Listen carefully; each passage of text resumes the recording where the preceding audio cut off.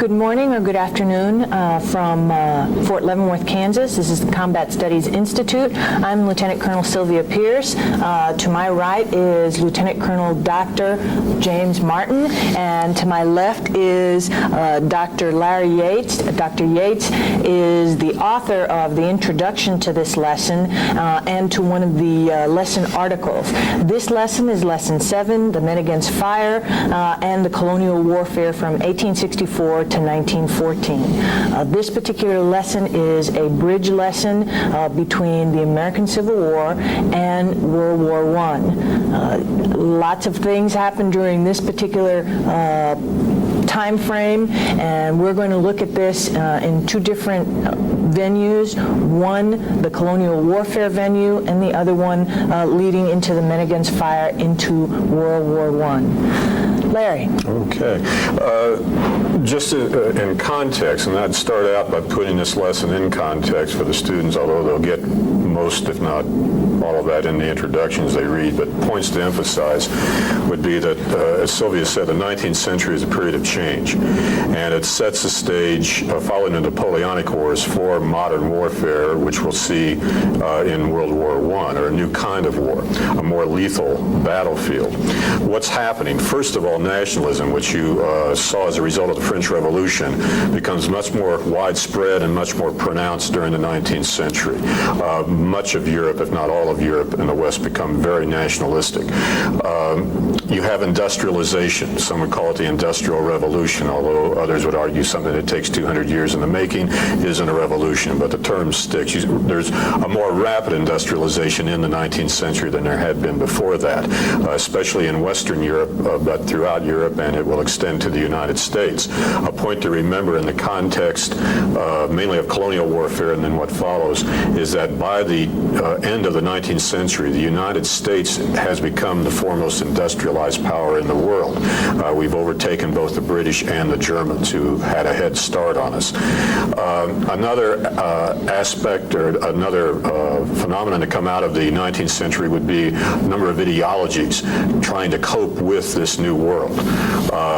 Social Darwinism, that may be more of a philosophy than an ideology, but the idea that Darwin's theory of the origins of the species and survival of the fittest can be transposed from the biological realm to the social realm and the international realm. And in the latter, the strong countries will survive over the weak, they will prevail over the weak, they will dominate the weak. This will be a rationale for imperialism, for example. And imperialism itself will be a product of the 19th century, at least a new form of imperialism, by and large economically motivated, although there are other justifications for it as well, which I discuss in the introduction. But the economics, you want markets, you want markets for your surplus goods you produce at home but you can't sell at home. You need to sell them abroad. If you can't do that, you're going to have a depression. Capital, you can only invest so much at home or reinvest so much to keep the shoe factories growing until they can't produce enough that can be, or they can produce too much to be sold at home. Why invest more money in that factory? Invest it somewhere else. Well, overseas is one place to invest it. So markets for surplus goods, surplus capital, also the need to control sources of raw materials. This will lead to an imperialistic venture in the throughout the 19th century. The big wave comes in the 1880s, 1890s, but you see it throughout the 19th century in the case, for example, of the French. Technology, the Industrial Revolution brings about new technology, and for the first time now in this particular course, we're going to see technology making a difference.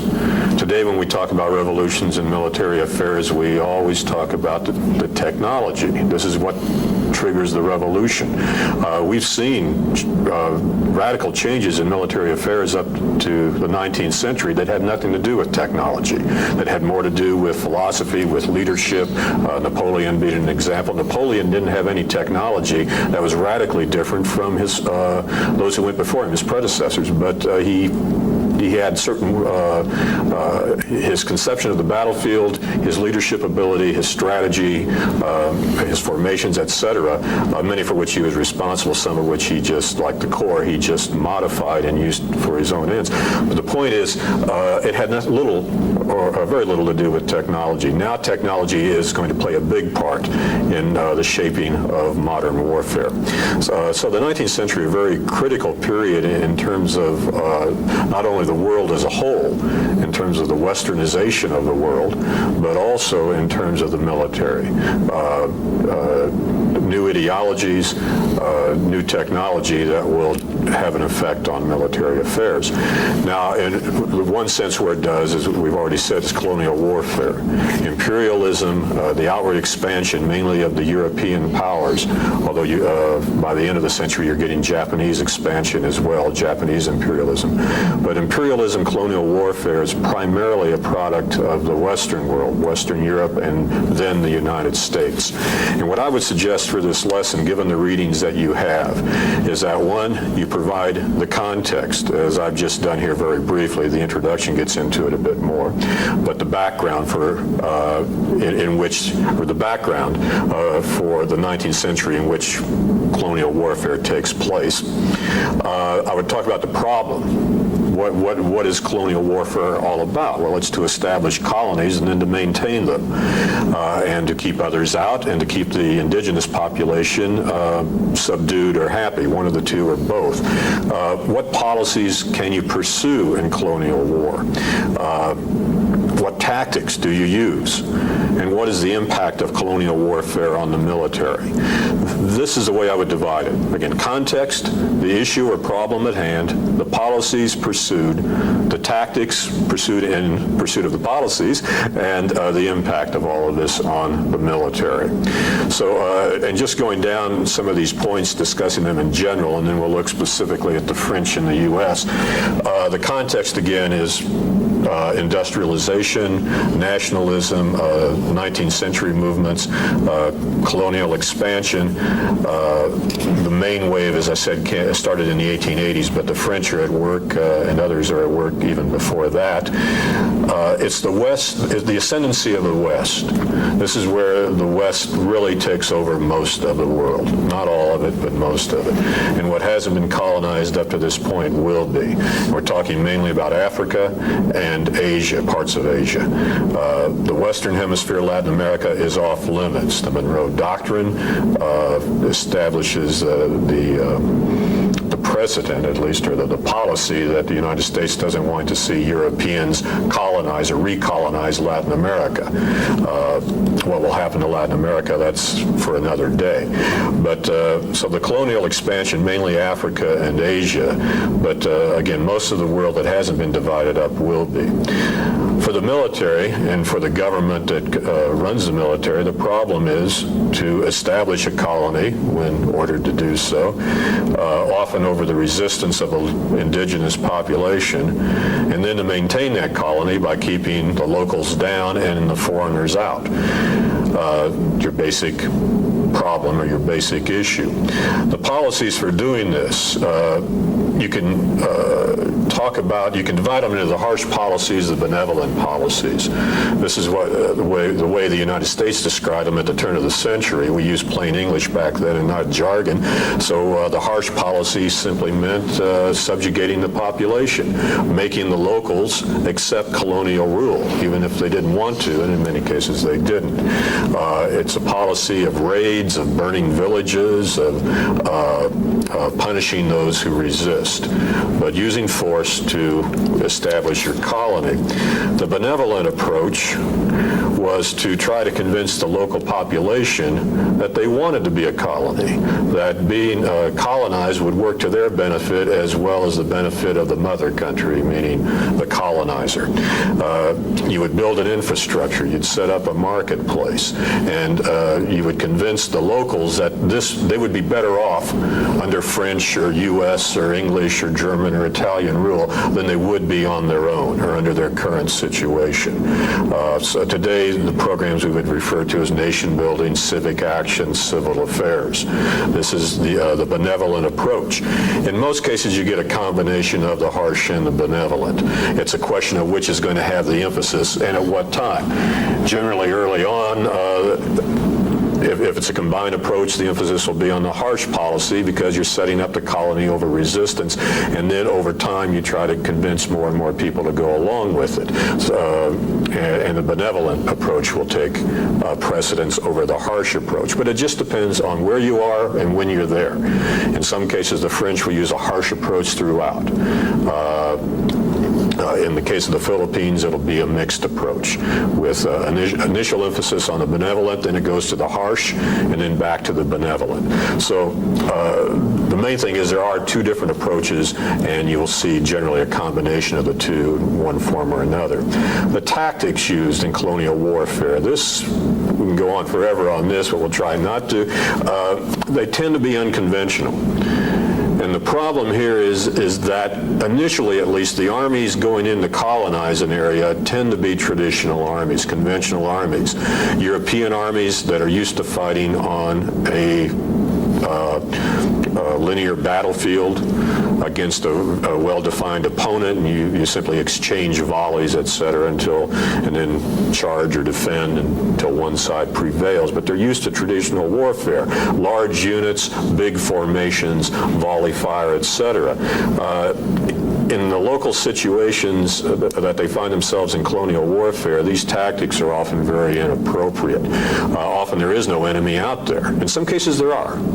There is. But at any rate, in many cases, the enemy, meaning the indigenous population, will break down into small groups that will engage in raids, will attack supply lines, ambush, this sort of thing. Very unconventional tactics. They will not engage you in a pitched battle, European style. And if you're to prevail, you have to adapt your tactics. If you try to approach these small guerrilla-type groups in a conventional way with large columns on a conventional battlefield, it isn't going to happen. You're going to be ineffective.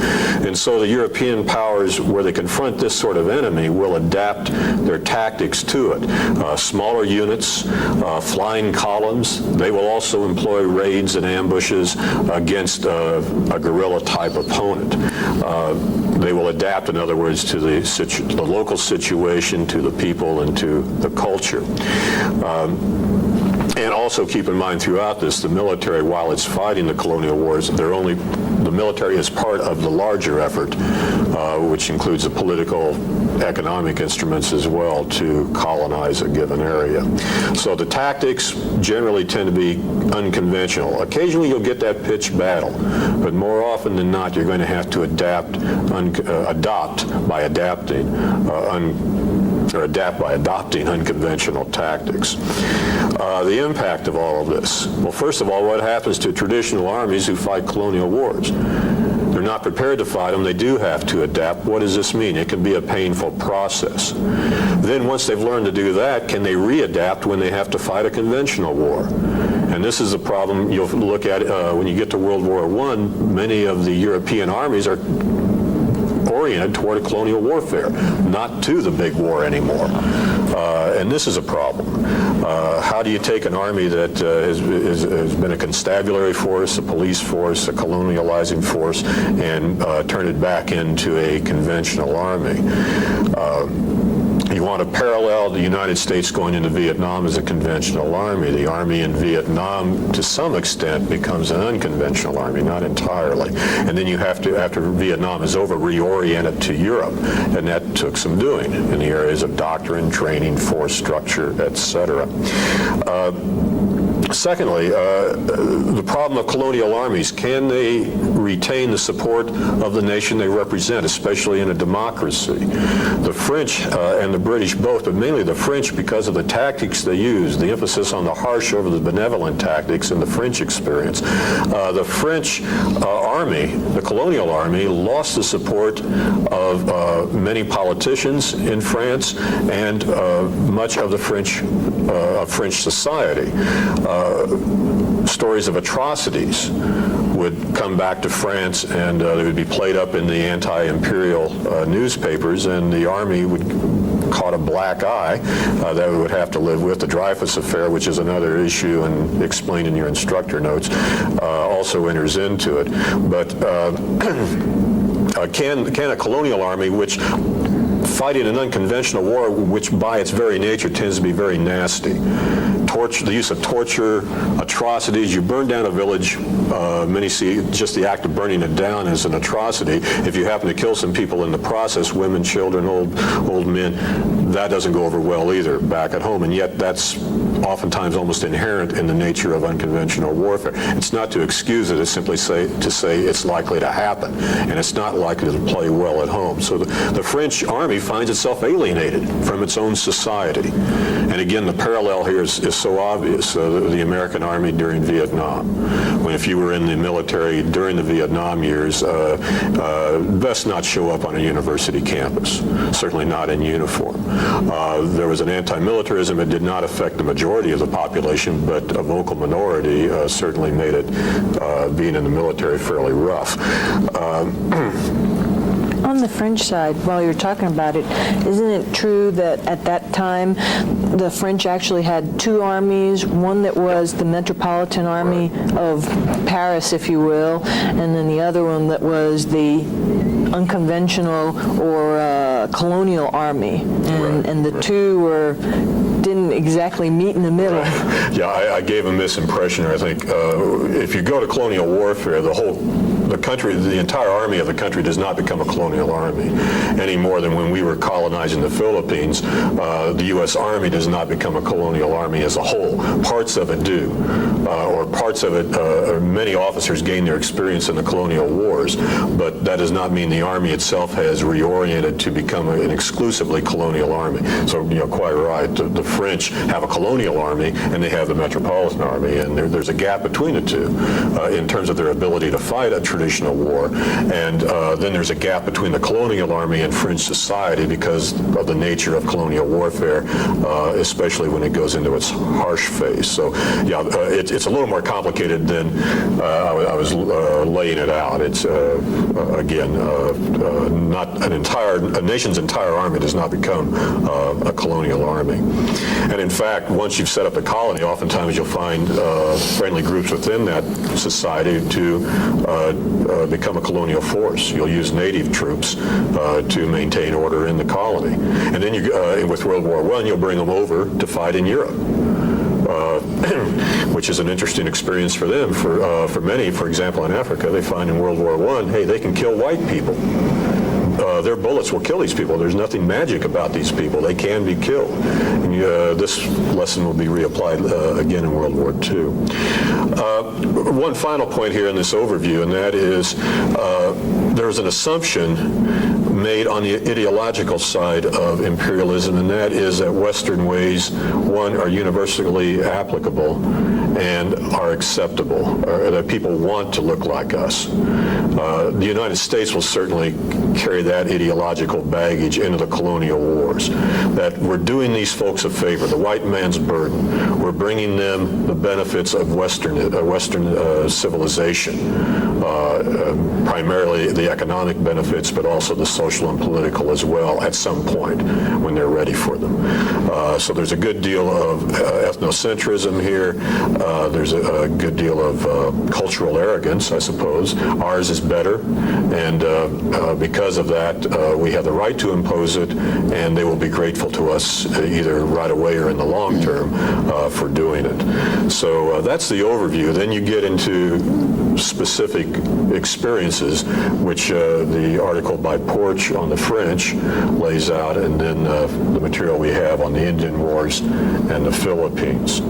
So any comments on the general approach before we get into specifics? I guess the first comment I'd make is that, just about now, the British are handing over Hong Kong to the Chinese. One of the last bastions of the period that Larry talked about, where the European Western nations dominated the world, this summer comes to an end. Kind of closes an era, actually. If there was anything left of the empire, that was it. And it's gone. But I think you can use that to highlight what Larry's talking about here and taking a Chinese population and making them British. A piece I saw in the news this morning that talks about how high dollar land prices in Britain, I mean, things are just being snapped up from Chinese who grew up in Hong Kong but think of themselves as British because of the colonial empire, and are now moving to England because they don't want to stay there. They want to stay on the British side, not on the Chinese side. So that just occurred to me. That kind of, articulates what you're talking about with an example. Yeah, very much. I'm sorry, go ahead. Well, I was just going to go on and say, to take off on something Larry said, when I teach this block of instruction, I also happen to be a student of guerrilla warfare, just from a little different period. And I really think you can do more than just examine Gallieni, Bugeaud, Latte. You can use how they deal with it, and they have different techniques of dealing with it, to show how there's no one way to deal with irregular warfare. It's very situational dependent. But understanding the culture of the folks that you're fighting against, or the people who inhabit the area you're fighting, is a big help. And you can use this as a bridge to talk about, like you said, Vietnam, because we certainly don't understand the culture as we go in. We make some mistakes early on in how we're going to deal with these folks. And much of it has to do, I think, with your discussion of how we look at America or the Western world as how things should be. We don't understand why other people aren't like us. We want to make them like us, like we tried in the Philippines. And it's what Robert Asprey calls in his book, he calls it an ignorance of arrogance, where, we think everybody ought to be like us, and we don't understand why they are, why they're not. And understanding that, I think, gives you a big leg up as a military commander in trying to deal with irregular warfare, because it brings you from at least the correct base where you have to, what do you have to do? You have to identify your enemy and what their strengths and weaknesses are. And they have a tendency not to do that. And we see that with the French. We see it with the Americans as we deal in the Spanish-American War. We see it in the Indian Wars. There's certainly an arrogance there with this whole colonial empire piece that plays into it. And I think you can use that to deal with your students. Gives you a lot of different directions to go, whether it's Vietnam or wherever it is. It could be Bosnia. You could bring that in. How do you deal with the Serbs versus the Croats versus the Bosnians? Okay, and I think all of that, while that's not exactly in the period we're talking about, it's the idea we're talking about. So I use this lesson to do a lot of that, to pull things together and look at irregular warfare. Let me make two comments on what you said. One has to do with the context. In the 19th century, to the West, imperialism is taken as something that's completely acceptable. Today it is not.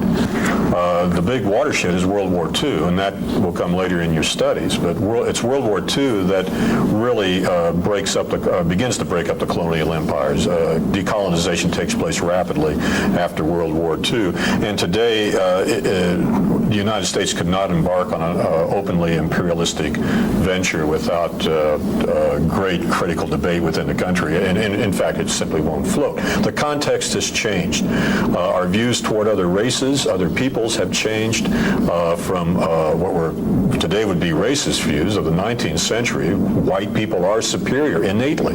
If I were a university professor at Harvard in the 19th century, I would be telling you that as a scientifically proved fact. We don't believe that today, at least most people do not. But again, and thus our policies are different. But back then, that was a prevailing belief. Thus, the white man's burden, again, was something you picked up, you accepted. The second thing, dealing with the nature of the military beast, a couple of things. First of all, intelligence.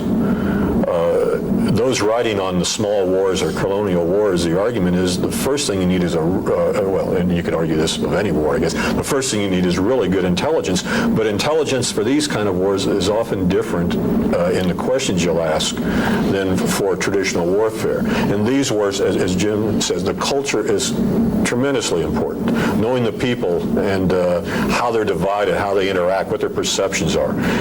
Marine general coming out of Somalia indicated that when he went in there, he took his intellectual baggage, his cultural baggage, individual responsibility, and all of a sudden he's negotiating face-to-face with clan leaders who don't share that view. Their culture is based upon, or part of it is based upon the idea of communal responsibility. As he put it, if you steal a cow, if an individual steals a cow, his clan has to answer for it to the clan from which he stole the cow. And the elders of the clan will get together to work out a settlement or not, but it's not an individualistic society. And yet that was the baggage this Marine general took in, and he said it was an eye-opener to find out that the culture was different. He said, we're not good at cultural intelligence. For these kind of wars, you have to be. And this applies to the 19th century colonial war as much as it does to Bosnia, Somalia, Haiti today. We need to, the intelligence side, we not only need to know where the weapons are and who has them and who the enemy is, you need to know the culture and the people. Also, what Jim said about the nature of colonial warfare and unconventional war, the context differs from country to country, and within a country from location to location. And this is perhaps a lesson of the Philippines, and an article which you don't read, so I'll just mention it. There's a book and several articles by a fellow named Brian Lynn, and his argument is that in the Philippines, counterinsurgency by the United States begins to work when it's applied at the local level, meaning the town and village. That a captain in charge of a company or a lieutenant in charge of what would have been a platoon back then, he has responsibility for a town or a village, and he will adapt the policies coming out of Manila, the military government in Manila run by the U.S. He will adapt those policies as he needs to in the local situation, because in his area it may be the conservative Filipinos that oppose you, it may be the liberal Filipinos that oppose you, it may be the conflict may be religiously oriented or it may not. The upper class may support you in one area and may oppose you in another. You have to look at each area and adapt your policies accordingly.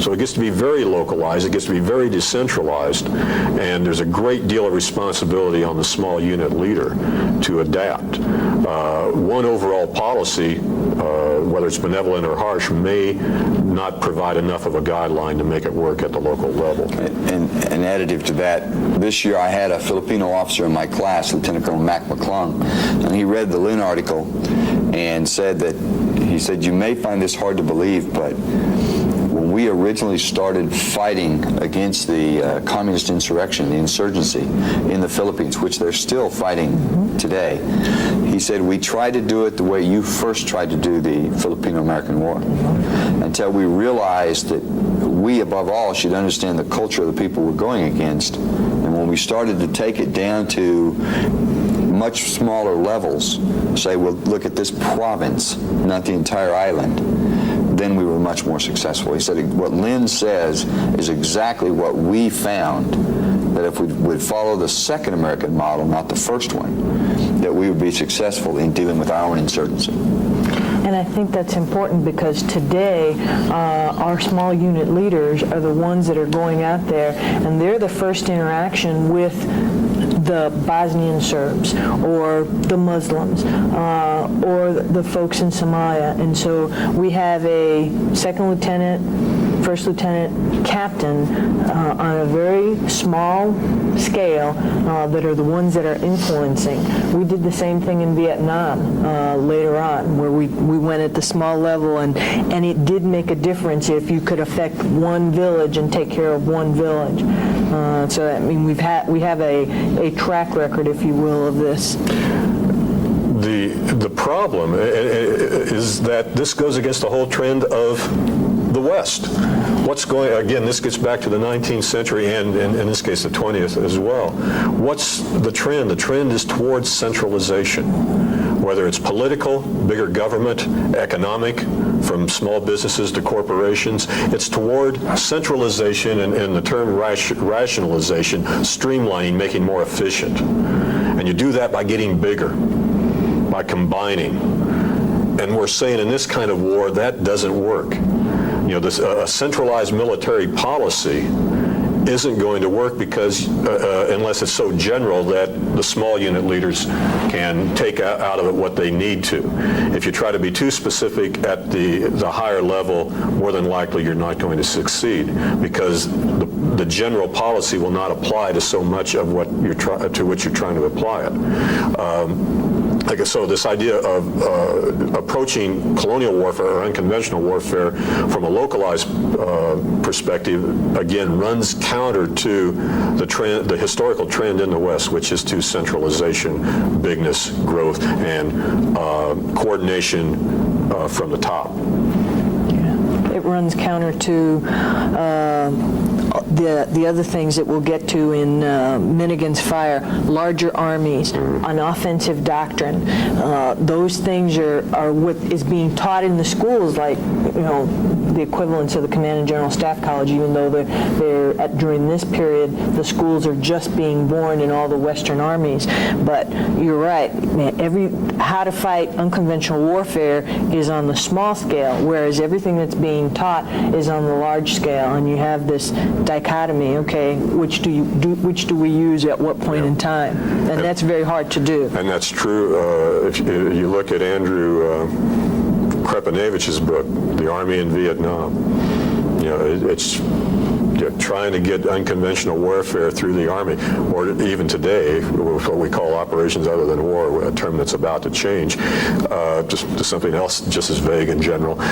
Again, there's a resistance to that. You want the big army to fight the big war. The problem is throughout most of our history, it's this sort of issue, whether it's colonial warfare or small wars or interventions. That's what the military does most. You've got to be ready to fight the big war, but this sort of thing is more than likely what you'll end up doing in your career. And it takes a different mindset and a different approach. The Indian Wars, now, you know, this is just stuck into the lesson. We don't colonize the West, or do we?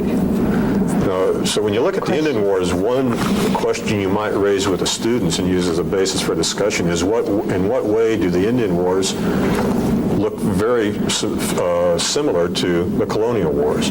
Are they in fact colonial wars? And then how are they fought? And again, as in the colonial experience, you'll find both conventional and unconventional warfare. In some cases, conventional warfare, 3 converging columns, works. In other cases, it's a recipe for disaster, down south especially against the Apache, where Crook will adopt unconventional tactics to go after them. It's a mixed bag. It's not simple in any of these cases, but there are trends that emerge, and one is that very rarely do you fight a traditional conventional battle on a traditional conventional battlefield. So again, a comparison of the U.S. Indian Wars to colonial warfare, even though we generally don't think of them as colonial wars. Good point. Any other comments? No, why don't we move on? Okay. Let's talk Men Against Fire. Up until this point, we've really looked at the colonial warfare piece in the U.S., in Western Europe, and Western Europe is really colonizing Africa. The United States, you can argue that it was colonizing the western part of the United States, and then the Philippines, Cuba, and Puerto Rico. During this piece, as we move to this Men Against Fire piece, we start looking at different things. We start looking at industry, which has just grown dramatically, especially in the second half of the 19th century. We look at, as you said, different ideologies, social Darwinism that we look at. We look at armies that are very, very big, fighting at least in Europe, they do fight that pitched standing battle that we all want to do. We look at an offensive doctrine, and we look at a lot of the different wars that happened during this period. The Franco-Prussian War, the Austro-Prussian War, you have the Russo-Japanese War. You can look at the Boer War and contrast all those. What comments can you lend, either one of you, for those? Oh, well, there. The idea of, again, looking at these trends of the 19th century and focusing on one particular industrialization and a product of that, the new military technology. As said earlier, technological change will now begin to have a very pronounced impact on military affairs, more so than it has previously in the 18th and 18th century that we've looked at up to now. And with the technology from railroads, which allow you to have larger armies and to transport them, down to the tactics, rifles, which make the battlefield, rifles and artillery, various types of artillery, which make the battlefield much more lethal. And this men against fire implies that's what we're going to be focusing upon, is the battlefield here. And how has that changed? And the critical word, I think, is lethality. It's become a much more deadly place on which to conduct your affairs. Much more deadlier than the Napoleonic battlefield, where because of the inaccuracy of muskets, you can volley fire, but hitting the target is problematical. With a rifle, you can hit the target. If you take the time to aim, you can hit your target fairly easily. Maybe overstating that, given the confusion of the battlefield, but in theory, at least, the rifle is much more accurate and of longer range than the musket. That's a fact. The theory is whether or not it's actually more lethal. But you've got this problem of lethality, and the question then is, how will soldiers or troops survive on a more lethal battlefield? What do you have to do? What tactics do you have to adopt? What position do you have to take? Is the offense better than the defense, given the new technology? And if the offense is better, what should you do? How should the troops be? How should the units be organized? How should the tactics be set up for a more lethal battlefield? And we saw in the American Civil War adjustments being made, looser formations, skirmishers in much greater numbers than you had in the Napoleonic Wars. You look for cover. You just don't march shoulder to shoulder across a field. You take off, and when you need to, you go to ground and find cover.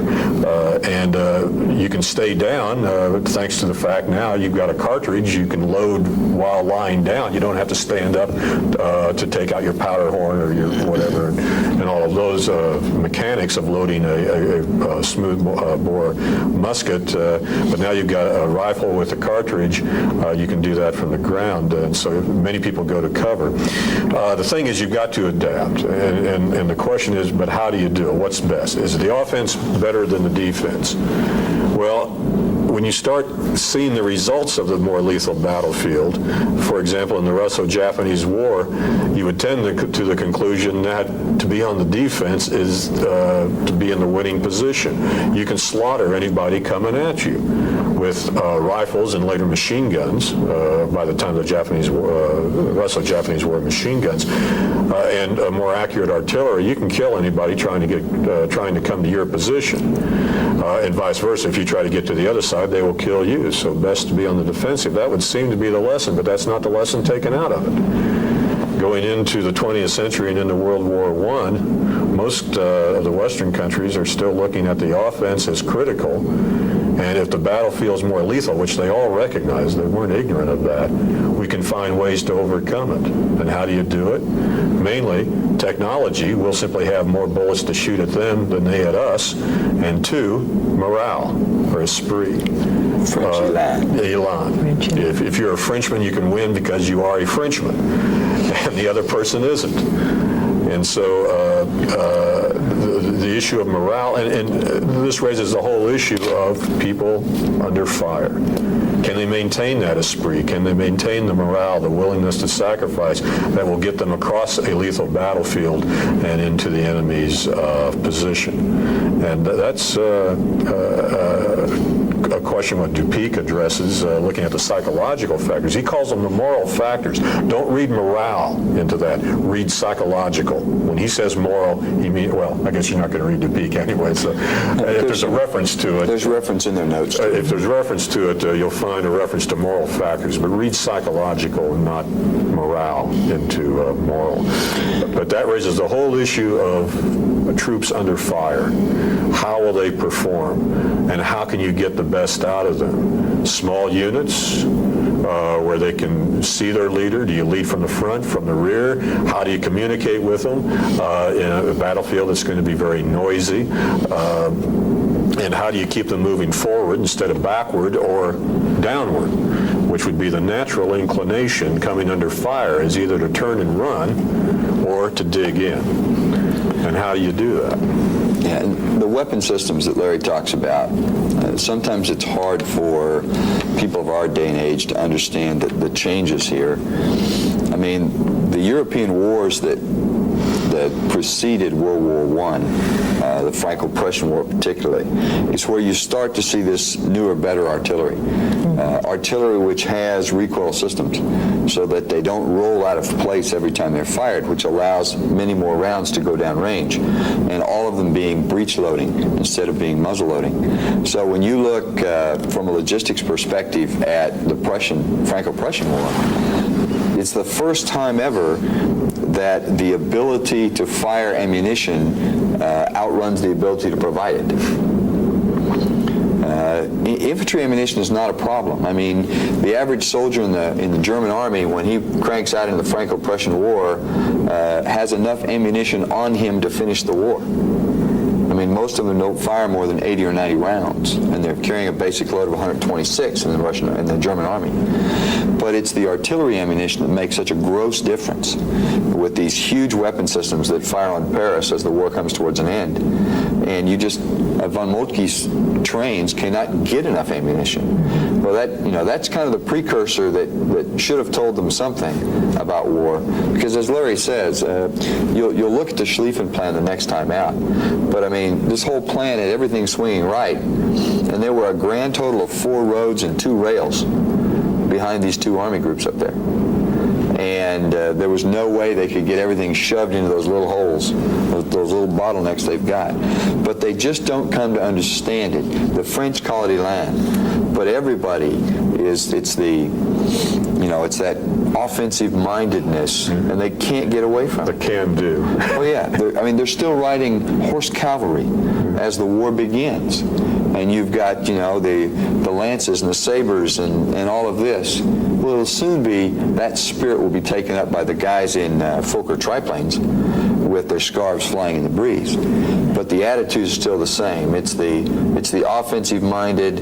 It's not manly to sit back and wait and shoot someone. The way you fight this is by offensive spirits hitting each other. And it's telling that as you start the first battles of the war, you have the Germans attacking with the Schlieffen plan, and you have the French planning to attack also. I mean, that side which is being attacked, its pre-done plans call for it to attack also. And that's I think, edifying in what Larry talks about.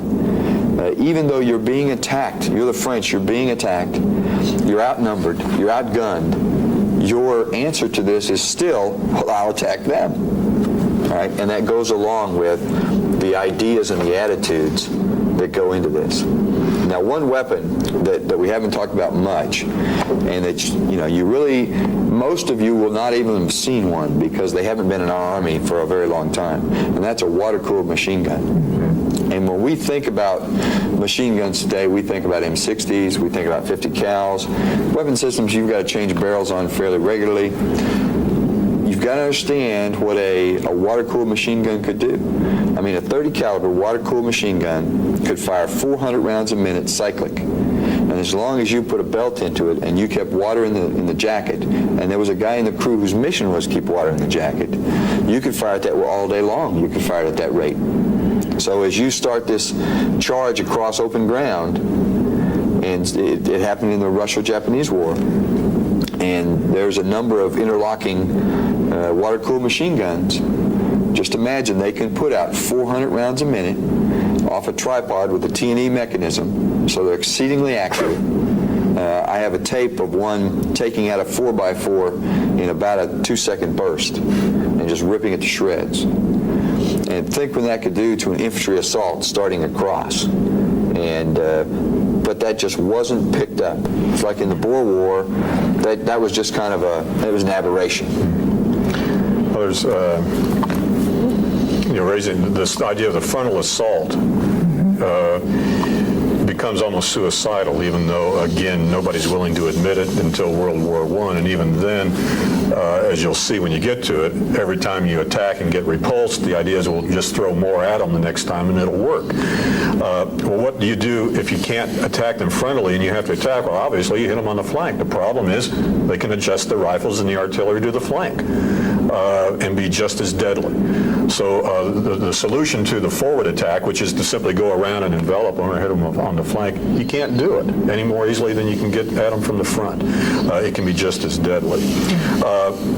Another thing Jim said about logistics, there were those like, help me out on the French, Bloch or Bloch, Jean Bloch, who are arguing that war has become too costly.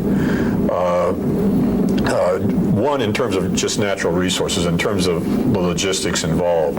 It's going to take so much of your natural resources to fight a war, it becomes counterproductive to fight. Secondly, it will disrupt trade. All the mechanisms that make life what it is will be casualties of war. It's become too complex. Bloch is arguing that war has become anachronistic, that it's become so lethal and so financially costly, so costly in resources and in manpower, that a war, if it's not short, will become, it will be short because you'll have to end it. You can't afford to continue it financially or in terms of your manpower. And much of what he said about the battlefield came true in World War I. What didn't come true was it wasn't a short war. All sides showed that they were willing to make the sacrifices in manpower and in resources to continue the war, even though there was no end in sight. But in every other respect, or in many other respects, Bloch was very prescient. The problem is much of what he had to say about the lethality of the battlefield was dismissed because he was a civilian. And the military experts were not willing to listen to that. Yeah. One point on the minute against fire I want to get in here in terms of the teaching method, and that is a question that I found that can generate discussion, although the lesson itself, just what does it take to fight, should generate a lot of discussion, is that to make a comparison with today's battlefield. What if we had fought the Russians in the Fulda Gap? We have doctrine for it.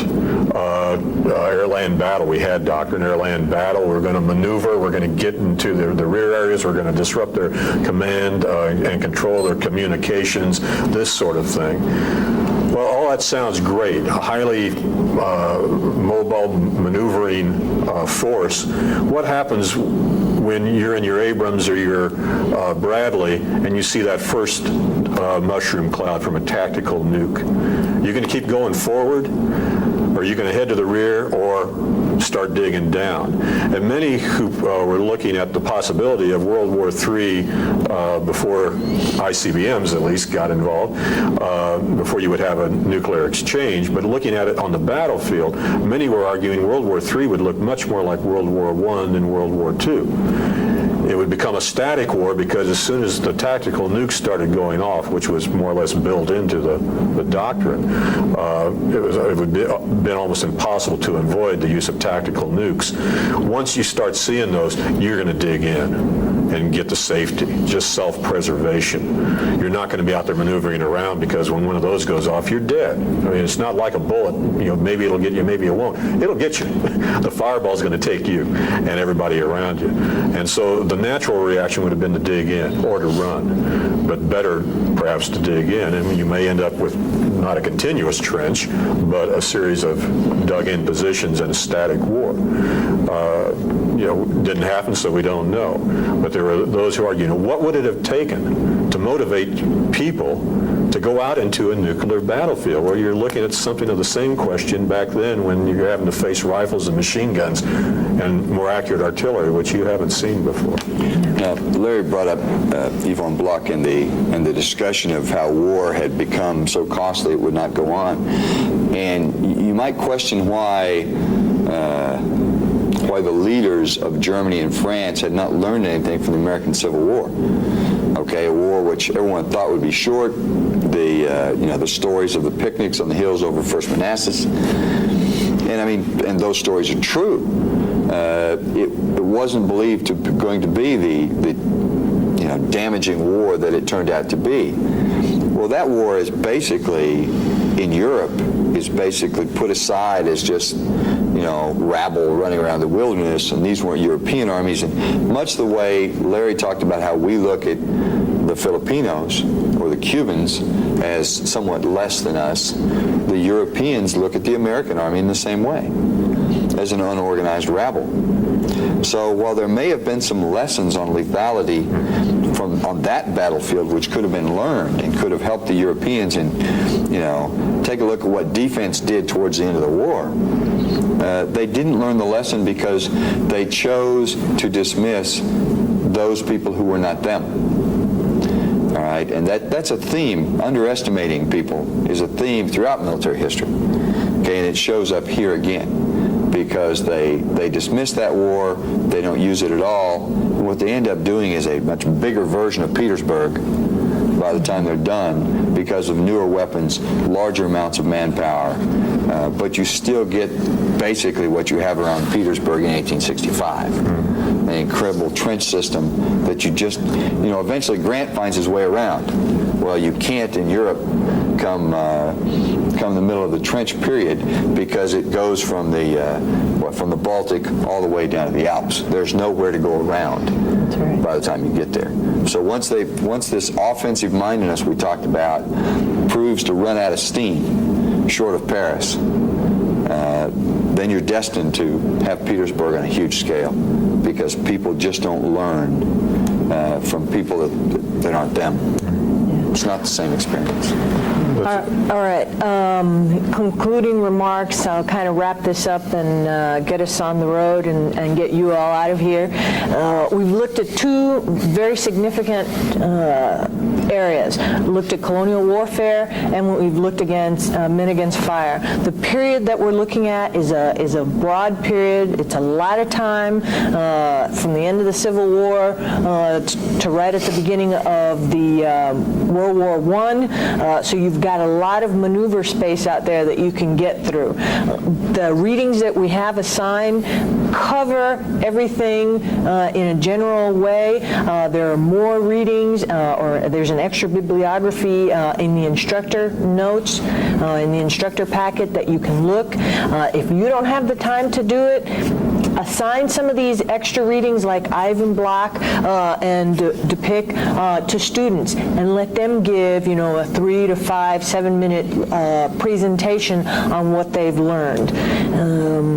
The things that we're looking at are still subjects that we look at today. Men against fire. We have a very lethal battlefield today. How do we get our soldiers to get out there and fight? Colonial warfare.